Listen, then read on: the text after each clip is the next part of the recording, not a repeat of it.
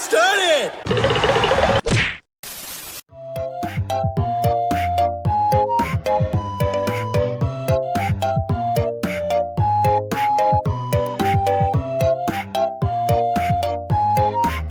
So, what did you think of my Love Muffins cooking?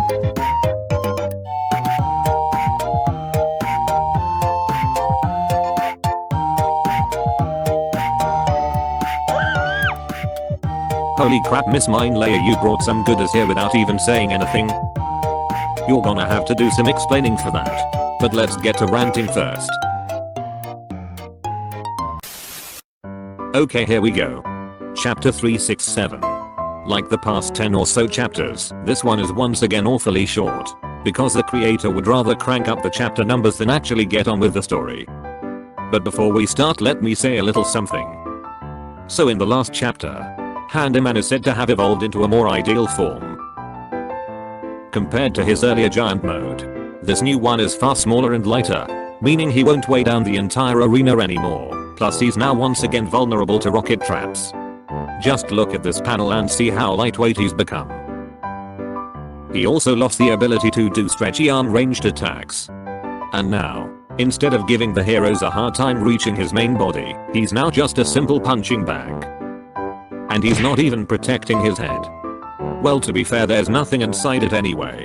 If there is, then Handyman should have won 18 chapters ago. So overall he literally just evolved backwards, but apparently it's the ideal form.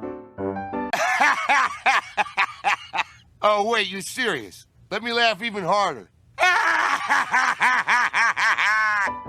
Like I said, there's nothing inside his head anyway. So back to the chapter. Do take note that this will not be a full recap. We are just gonna be talking about Handyman and Falcon. So about Handyman. Always remember that he arrived in the floating fortress back in chapter 346, and Falcon only arrived in chapter 366. That means he's given 20 chapters of free reign. Okay, what did he do during that time? He immediately wasted 11 of those f***ing chapters failing to win against a f***ing building. And only at around 16 chapters he managed to land a lethal hit. Take note that this is the strongest hit he can do since it actually killed someone. But look how f***ing pathetic the damage is. The punch just shattered a few millimeters of bone and left everything behind completely intact. Nothing is splattered. Yeah. For a genetically engineered final boss with super mutation powers, this is the strongest he can get. He was here for 20 f***ing chapters going full super giant mode in a small arena, and can't even win against a f***ing building. Not to mention he took too f***ing long just to beat 6 heroes. And now after being sent flying towards the electric barrier like an absolute f***ing loser, he had the audacity to taunt as if he actually accomplished something very significant. Two things, okay? Shut up. Yeah, right, no, this trash talking is from Deadline. This is okay and all, but all his trash talking ever did is piss off his enemies and then get himself pulverized shortly after. The way he keeps repeating it and never learning anything is just making him look like a massive f***ing embarrassment. Now with the obligatory Handyman rant out of the way, let's move on to Falcon, especially this final panel. We are not gonna be talking about how fast he switches over to saving mode, we are just gonna be talking about this bullshit. So let me get this straight. Falcon gets ultra pissed after seeing his buddies all beaten up. But after Wallhack assured him that everyone's fine, he immediately calms down and goes into saving mode. This scene really highlighted Falcon's hypocrisy and lack of empathy towards anyone who's not important to him. He's all for saving villains and understanding them, but only as long as said villains don't kill anyone important to him. Just look at how eager he is to save Handyman. The guy's killed hundreds of other villains, destroyed the city forcing thousands into homelessness, and made so many heroes quit.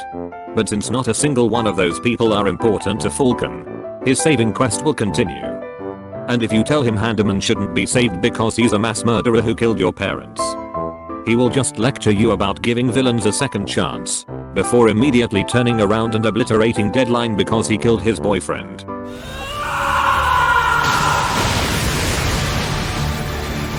Also, why is Deadline being portrayed as the one and only true evil in this situation?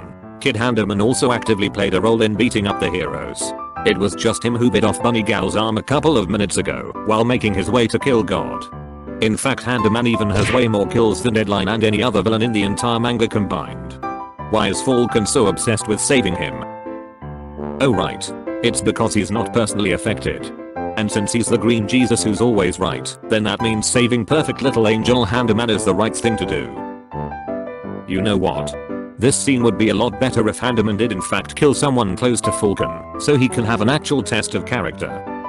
But no, Handyman hasn't killed anyone close to him, and Deadline is conveniently there, so there's someone to blame on.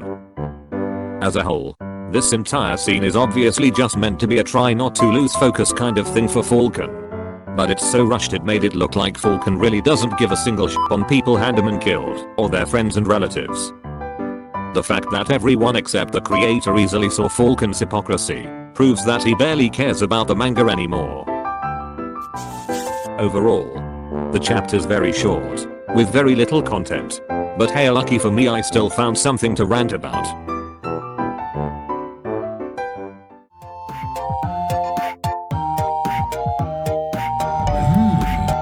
Oh, they are rice balls. I can't eat those anyway, no need for an explanation. Man, this is good. Where can we meet your boyfriend in person? What in the world are you talking about? Miss Mindlayer, why are you still getting embarrassed about your boyfriend? Literally every single one of us here, including all our viewers and subs, know about your boyfriend. Clever comrades, right? In fact, I already know the guy's phone number, and I'm gonna call him right now. Hey, why did you end the video? What's so bad about showing everyone your pretty boy fiancé?